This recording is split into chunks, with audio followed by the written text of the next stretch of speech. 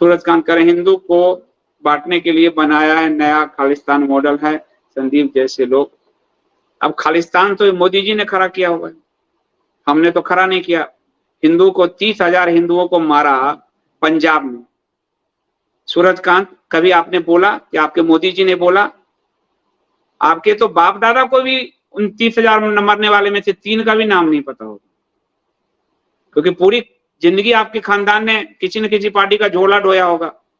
आपको तो ये भी नहीं होगा कि अकालियों ने कैसे खालिस्तान मूवमेंट को बढ़ाया, जिसके साथ मिलकर भाजपा ने सरकार चलाई। 30,000 हिंदू मारे गए, सुन लो मास्टर स्ट्रोकवादी, 30,000 हिंदू, उसमें से एक को भी सजा दिलाई, और जो 3,000 सिखों के साथ जो बुरा हुआ, जो हुआ नहीं होना चाहिए, लेकिन दिल्ली में जो हुआ उन सबको सजा, सज्जन कुमार को सजा इसी सरकार ने दिलवाई। और 30,000 हिंदुओं के नाम भी नहीं लेते तुम्हारी सरकार, सरकार तो मेरी भी है। तो समस्या ये है तुम्हारी कि तुम चप्पल चाटते चाटते इतना घिस चुका है तुम्हारा जीव कि दिमाग पे भी वो असर करेगा, घिस चुका है पूरा। हिंदुओं को बांटने के लिए, हिंदुओं को बांटा संघ ने, सुनो ध्यान से, हिंदू महासभा के नेता थे श्यामा प्रसाद मुखर्जी। श्यामा प्रसाद मुखर्जी को गांधी जी के कहने पर कैबिनेट में शामिल किया नेहरू ने। श्यामा प्रसाद मुखर्जी ने जब नेहरू लियाकत पैक्ट के बाद इस्तीफा दिया तो हिंदू महासभा ने उनको बुलाया, सावरकर थे उसके अध्यक्ष। सुनो, हिंदू महासभा को खत्म करने के लिए जनसंघ बना। सुन, ठीक ढंग से सुनो कैसे हिंदुओं को बांटा गया।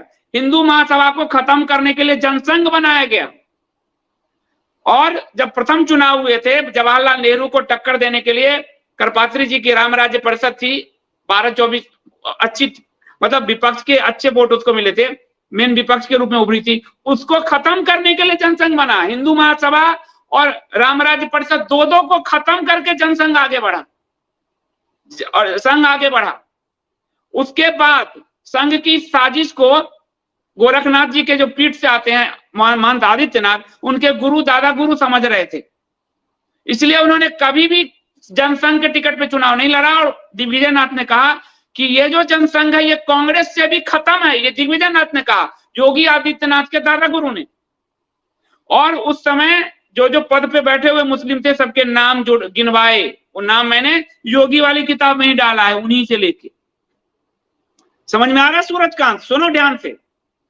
और उसके बाद वो पूरे दिन हिंदू महासभा के एक आदमी गरजता था हिंदू महासभा से और हिंदुओं के मुद्दे उठाता था। जनसंघ का इतिहास नहीं है कि हिंदू के मुद्दे उठाए उसने संसद में, महंत दिग्विजयनाथ उठाते थे। उसके बाद महंत आदित्यनाथ के जो गुरु हैं, उनका जब समय आया, भाजपा के टिकट पे वो कभी चुनाव नहीं लड़े। महंत अवैधनाथ, भाजपा धोखेबाज है, वो ये कहते रहे कभी चुनाव नहीं लड़े, हिंदू महासभा पे चुनाव लड़े।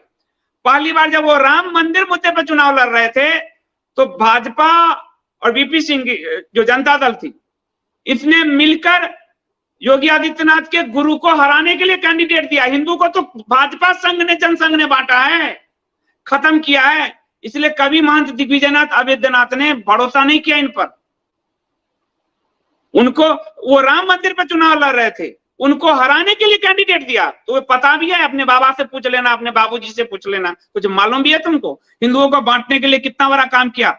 हिंदुओं को बांटने के लिए मंडल कमीशन पहली बार वाजपेयी और मोरारजी की सरकार लेके आई। हिंदुओं को बांटने के लिए, बांटना पूछ रहा है ना तू, तो सुनो ध्यान से। हिंदुओं को बांटा मंडल कमीशन लाकर वाजपेयी और मोरारजी की सरकार ने, और उसको लागू किया अडवाणी और वीपी सिंह की सरकार ने। जिस अडवाणी की भाजपा ने 85 सांसद करीब वीपी सिंह को समर्थन दे रहे थे, वो मंडल लागू किया, हिंदुओं को जात जात खंड खंड में बांट दिया। और उसका लाभ किसको दे रहे हैं भी? मुस्लिमों को। ओबीसी में मुस्लिम आरक्षण का रास्ता ढूंढा जो संविधान के विरुद्ध है। संविधान में कहा गया मजहब के आधार पर आरक्षण नहीं होगा। मुस्लिमों ईसाइयों को आरक्षण देने के लिए इसी भाजपा ने, जनसंघ ने रास्ता ढूंढा और हिंदुओं को बांटा। और हिंदुओं को कैसे बांटा? जब गृह मंत्री बनाया मुफ्ती को तो भाजपा 85 सांसद के साथ सपोर्ट कर रही थी, विरोध करती तो मुफ्ती नहीं बनते। मुफ्ती ने कुछ महीने में कश्मीर घाटी साफ करा दिया, ये हिंदुओं को बांटने वाली भाजपा ने सपोर्ट नहीं लिए वीपी सिंह से वापस। हिंदू मरते रहे कश्मीर में, सपोर्ट नहीं लिया वापस। इसलिए हिंदुओं को जितना डिवाइड भारत के इतिहास में भारतीय जनता पार्टी जनसंघ ने किया, उतना किसी ने नहीं किया। और अब तुमको नहीं है मेरी बात पे भरोसा तो चला जा यूट्यूब पे और जा राज्यसभा के डिस्कशन में सुशील मोदी के बयान पर। सुशील मोदी भाजपा के लीडर है ना बिहार से, जा उसके वीडियो देख कि कैसे हिंदुओं को बांटने के लिए जाति जाति में SC/ST एट्रोसिटी एक्ट हिंदुओं को बांटने वाली लागू कर किया वीपी सिंह और भाजपा की सरकार ने, और उस एट्रोसिटी एक्ट को और मजबूत किया। बिना जांच के लोगों को उठाने का अधिकार दिया और 22 अपराध से 47 अपराध हिंदुओं को खंड खंड में तोड़ने के लिए ये मोदी सरकार ने किया।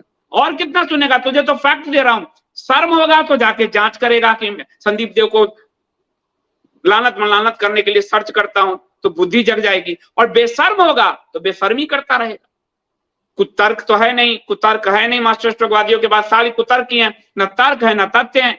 एक भी फैक्ट चेक करने की हिम्मत भी नहीं है, औकात भी नहीं है, सर्च करने की क्षमता भी नहीं।